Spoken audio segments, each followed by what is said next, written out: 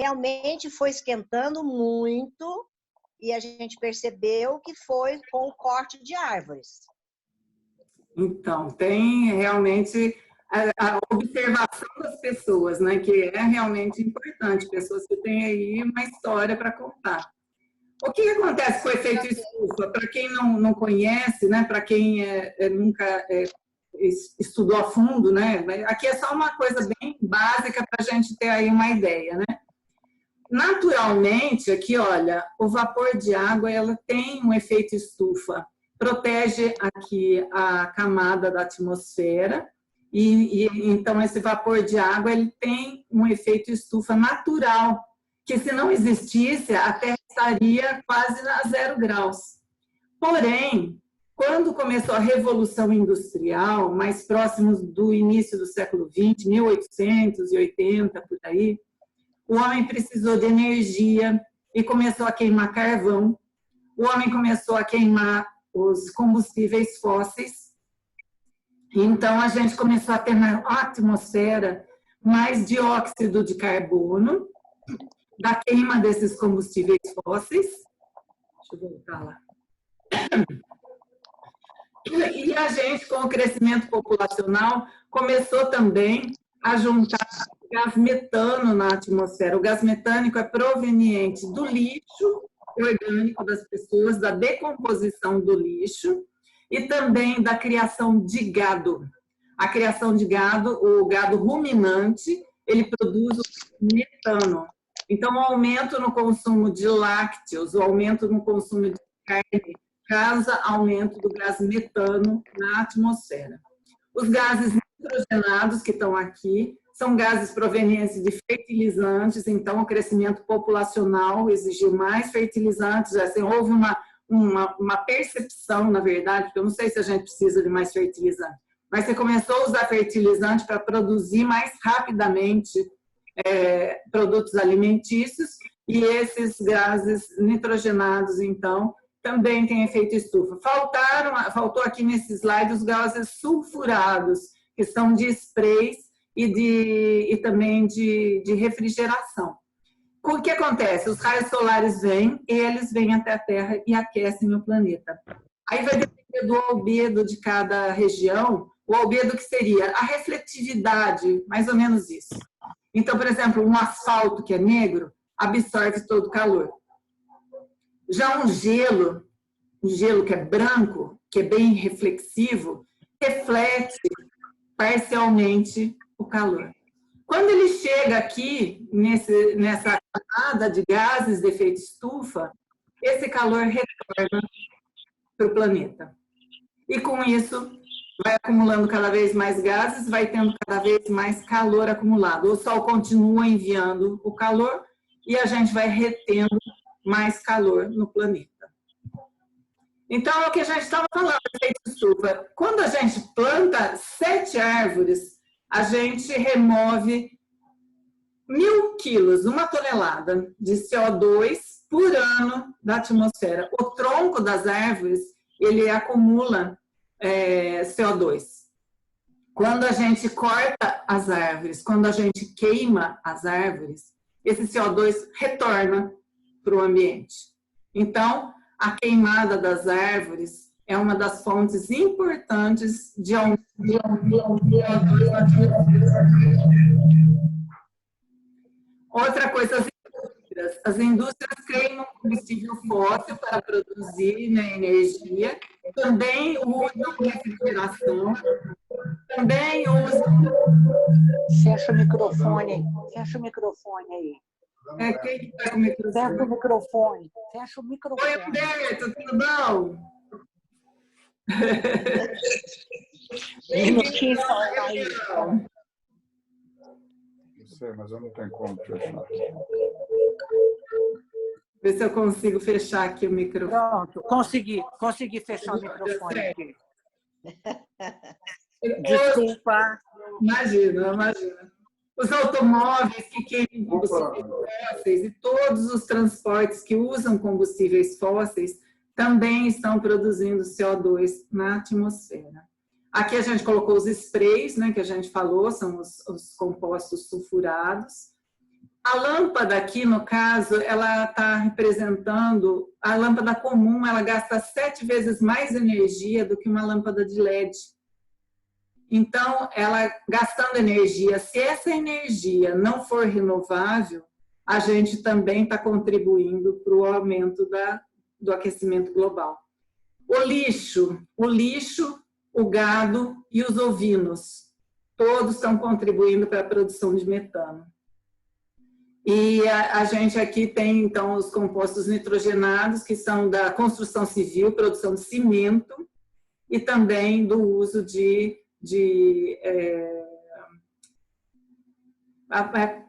coisas usadas na agricultura, né? São os adubos usados na agricultura. Então, o efeito estufa é causado por tudo isso aí. E por todo o nosso consumo, gente. A gente consome, quanto mais a gente consome, mais lixo a gente produz, mais produtos a gente está usando, mais a gente está usando recursos naturais. Então, tudo isso, mais energia a gente está precisando, mais a gente fica andando de um lado para o outro e queima combustível fóssil. Tudo isso gera efeito estufa. Efeito estufa é causado pelo homem. Isso já é consenso entre 99% dos cientistas. 99% dos cientistas. Caso vocês escutem que o aquecimento global não é verdade, vocês vão estar escutando a teoria de 1% dos cientistas do mundo. É alguém que está pensando fora do que a maioria dos cientistas tem pensado no mundo hoje. Eu trouxe aqui para vocês, a gente falou do lixo, e eu quero aproveitar para falar dos materiais recicláveis, né, da nossa Cooperfran aqui em Franca. Aqui a gente vê, olha, é uma esteira, onde o lixo todo é derrubado aqui, a gente coloca então nosso lixo reciclável, separado do lixo orgânico, e esse lixo então, tem aqui 40 pessoinhas que estão ali separando, aqui tudo é vidro, gente, tá aqui nesse local, mas lá eles separam o papel do alumínio, o papel do alumínio, da Tetra Pak, do plástico, eles separam até os plásticos por cores. E quando eu morei na Bélgica, já tem bastante tempo, mas eu morei lá por um tempo, a gente precisava separar os lixos, a gente mesmo. A gente colocava plástico no lixo, papel no outro lixo, alumínio no outro lixo, vidro no outro lixo. Aqui não, aqui é muito fácil no Brasil. A gente põe tudo junto, os lixos secos. Tudo. A gente lava as embalagens, a gente não coloca a embalagem com o resto de alimento que possa estragar, né, e contaminar essa embalagem que não vai poder ser usada mais. Mas passa uma aguinha ali rapidinho, põe para escorrer, deixa secar um pouquinho, é lixo seco. Isso é lixo que vai dar sustento para essas 40 famílias que a gente vê aí separando. Eles fazem fardos e vendem esses fardos, e essas famílias todas vivem do lixo que a gente separa na cidade de Franca. Então, é muito importante a gente poder reaproveitar essas embalagens, evitar que a gente use novamente mais recursos da natureza para produzir a mesma coisa, o mesmo plástico, que a gente pode reaproveitar do que já está feito. Porque quando a gente mistura com o lixo orgânico, esse lixo vai todo para o aterro sanitário. O aterro sanitário é um buracão que foi feito lá para durar 25 anos. Então, eles vão lá e jogam os caminhões de lixo, jogam lixo, aí cobre um pouco de terra, joga lixo, cobre com terra. Isso daí foi feito para durar 25 anos. Se a gente joga lixo reciclável junto, esse lixo, o vidro, dura 2.000 anos até decompor. O plástico vai levar 200 anos para se decompor. Então, esse lixo aí, isso daí não volta a ser terra, não dá nem para plantar nessa região. Além de, ao invés de durar 25 anos, a gente colocou mais lixo do que era para ser produzido. Isso pode levar 20 anos, a gente vai ter que fazer outro aterro sanitário, outra área de descarte, outra área que não vai poder ser utilizada nem para plantar uma árvore, porque é uma terra que está ali contaminada. E a gente aqui em Franca queima o gás metano que é produzido, ele é queimado, porque o gás metano ele é mais poluente do que o CO2. Quando a gente queima o gás metano, ele se transforma em CO2. aqui nós não temos a tecnologia para usar essa energia. Oi, Liliana, bem-vinda. A gente não tem a tecnologia para usar esse gás metânico e produzir energia, que poderia ser feito isso. Então, na verdade, para poluir um pouco menos, esse gás é queimado e transformado em CO2, que é disperso, então, na atmosfera. Bom, aqui a gente, então, vai ver, né, que a gente estava falando, bom, mas será que está produzindo mais, né, gases de efeito estufa, né? Então, a gente vai ver aqui, globalmente, aqui, né, olha só, a partir, sei lá, de 1890, 1900, estourou a Revolução Industrial, estourou a produção dos gases de efeito estufa, né? Que metano, dióxido de carbono e óxido de nitrogênio, né? Óxido nitroso. Então, isso até 2017, vocês vejam, era uma coisa muito mais estável. E aí, realmente, nós tivemos uma curva ascendente de produção de gases de efeito estufa. Mas será que esses gases têm realmente alguma coisa a ver com a temperatura do planeta? Bom, a gente tem lá desde 1880 como que veio crescendo a produção de dióxido de carbono e aqui a linha do aumento de temperatura. E vocês vejam que desde 1880 até agora se aumentou praticamente 1 grau em média. Isso quer dizer que nós temos picos de temperatura, gente. A gente está falando em média, isso aqui ó, é uma temperatura que nunca tinha existido antes na face do planeta. Então, a gente realmente vem aumentando a temperatura do planeta. Isso é científico, isso é registrado, são números que a gente tem. E aqui a gente vai ver, né, que assim, já no Ártico, o Ártico ele está praticamente derretendo, ele está derretendo. Ele sozinho aumentou 3 graus desde 1990, então aumentou muito. Então a gente vê que vai haver o desaparecimento de espécies, como o urso polar, como a foca, a raposa do Ártico, bicho mais lindo, gente. Eles estão condenados pelo derretimento da calota polar. E quando derrete essa água, ela vai para o oceano e aumenta o volume de água do oceano. Então, a água do oceano está aquecendo. A água do oceano está absorvendo CO2, ela está se acidificando. Ela está formando ácidos dentro da água, formando ácido carbônico. E aí, então, o que acontece dentro da água? Essa água que está mais quente, essa água que está mais ácida, ela está matando os corais de dentro do mar, que são habitats de muitas espécies de peixes, né? De muitas espécies marinhas, né? Na verdade, com esse aquecimento global, já tem 1 milhão de espécies ameaçadas de extinção no planeta. São animais, são insetos e são peixes que estão ameaçados pelo aquecimento global agora, não é daqui a 100 anos, é agora. O IPCC, gente, é o grupo que trabalha as mudanças climáticas.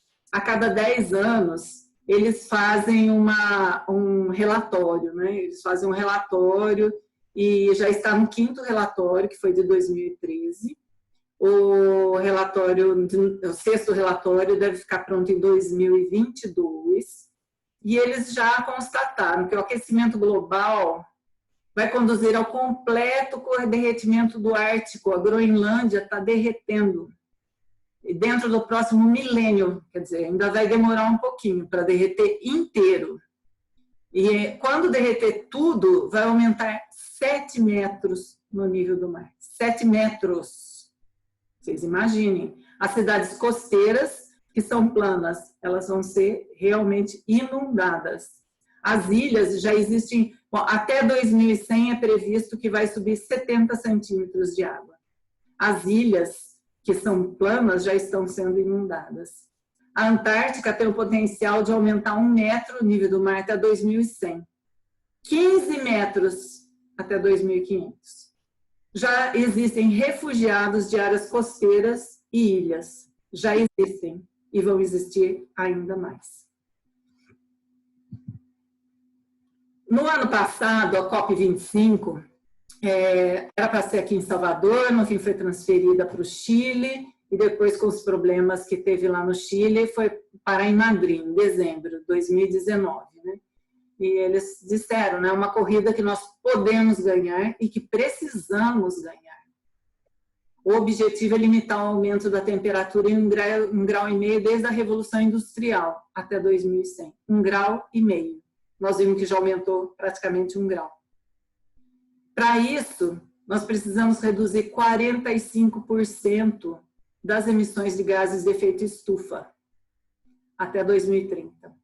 Gente, 45%, vamos pensar junto, né? Nós temos que usar metade do combustível que a gente usa hoje nos nossos carros. As indústrias têm que usar metade do que elas estão usando de combustíveis fósseis, de refrigeração, elas têm que usar metade.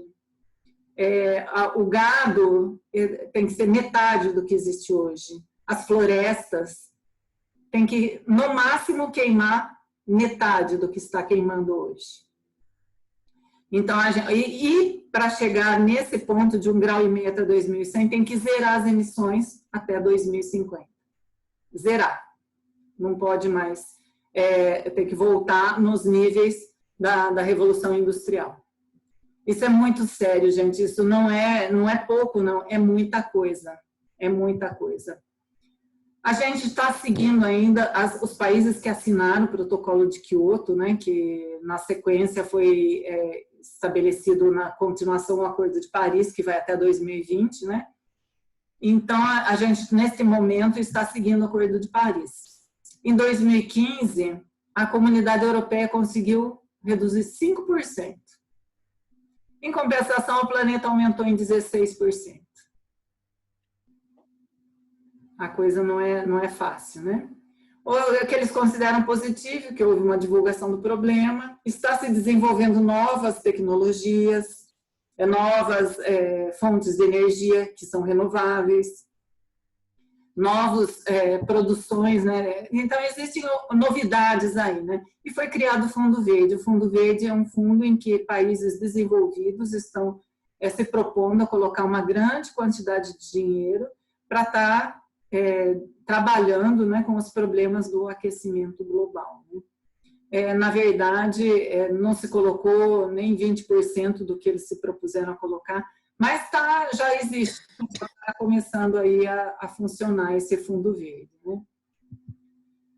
Os RCPs são os caminhos representativos, né, de concentração. Na verdade, a gente está falando aqui, ó, quando a gente falou aqui na COP25, que nós queremos nos manter junto do Protocolo de Paris no RCP 2.6, que equivale a 1,5 grau de aquecimento até 2100.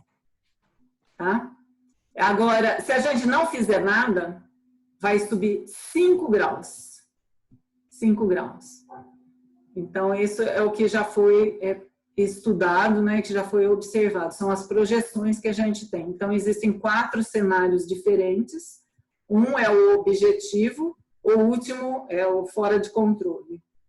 E, então, isso tudo aí é baseado em atividade econômica, crescimento de população, então, assim, é um estudo muito amplo, é uma tabela gigantesca que foi feita para observar o que pode acontecer nesses cenários diferentes aqui, que podem acontecer no planeta. O que a gente tem visto? Mais secas. A gente tem visto mais furacões. Quando você aquece a água do mar, os tornados, furacões, eu não sei bem as diferenças, mas eu sei que está havendo mais furacões todos os anos.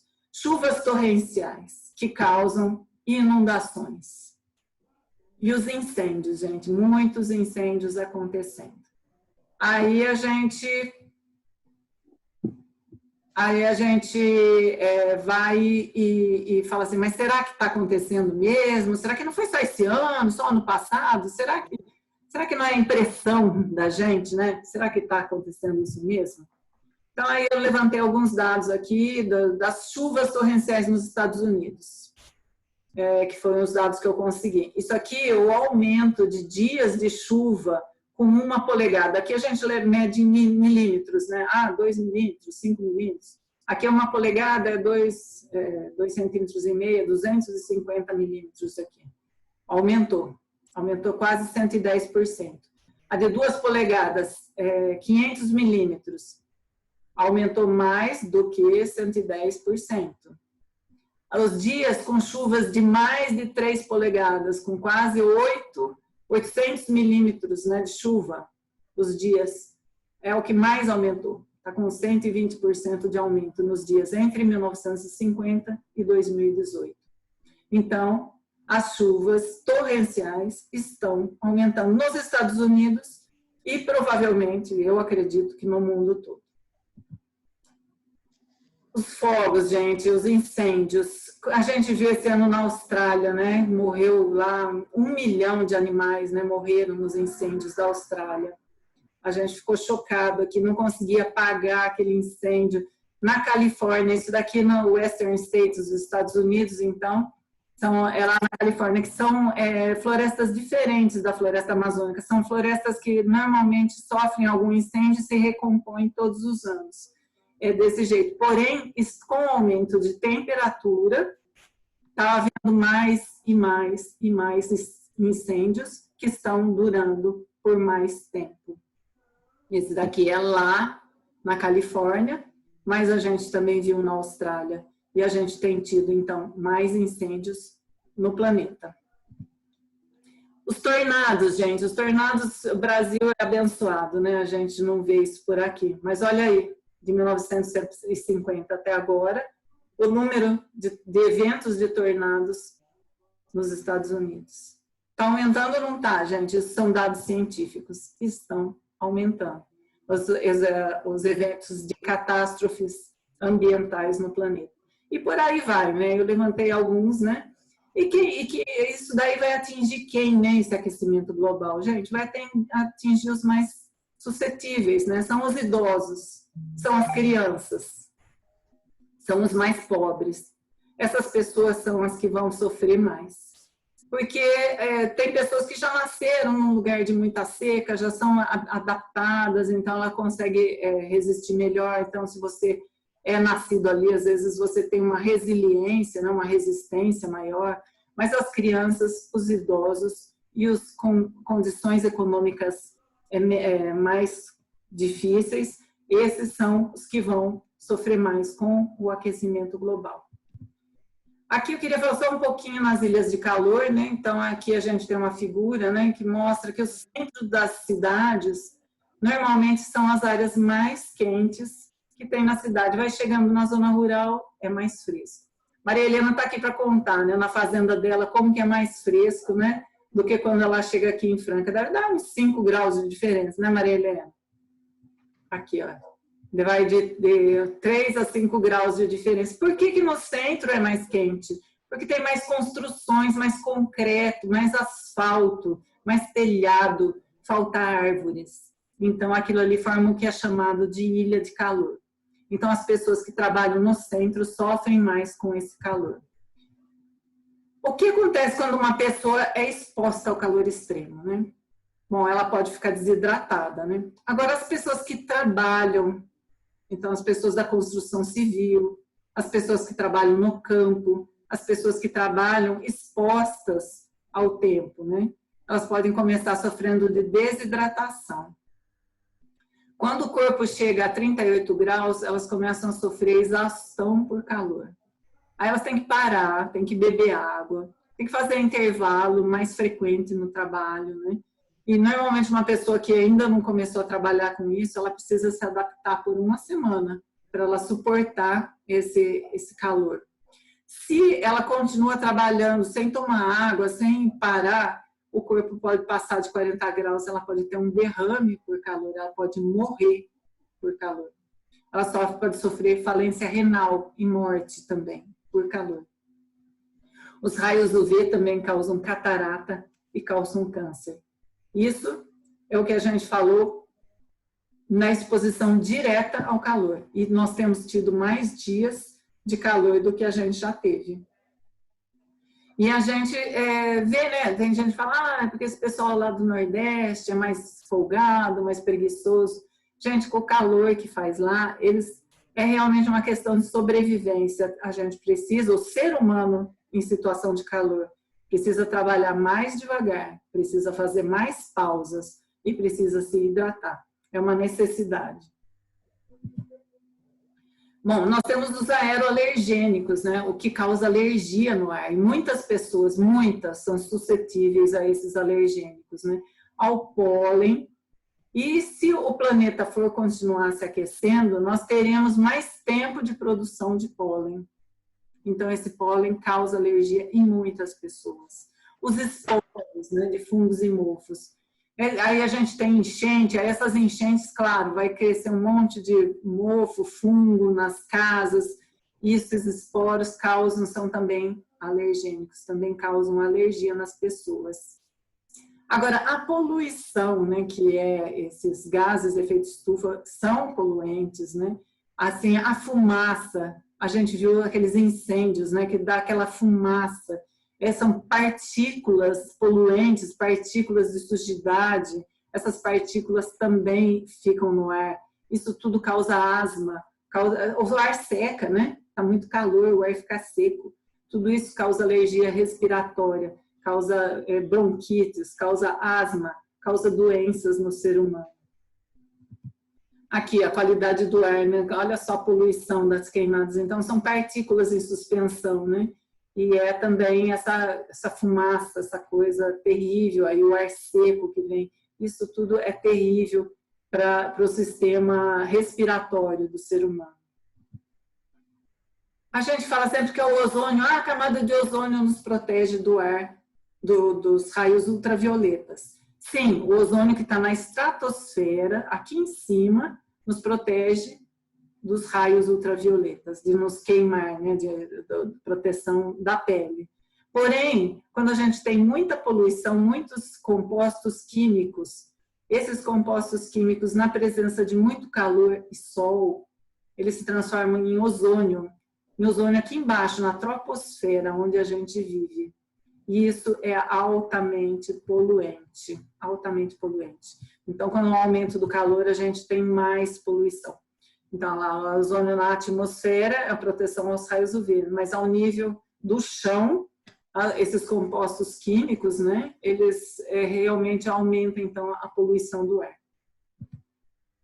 Gente, a água é fonte de vida, mas a água também, ela porta doenças, né? Existem muitas doenças associadas com enchentes, a gente sabe, né, das enchentes lá, da urina do rato, leptospirose, não é? E as doenças que são transportadas pela água, né? Existem muitos micro-organismos patogênicos que vivem na água, mas muitos.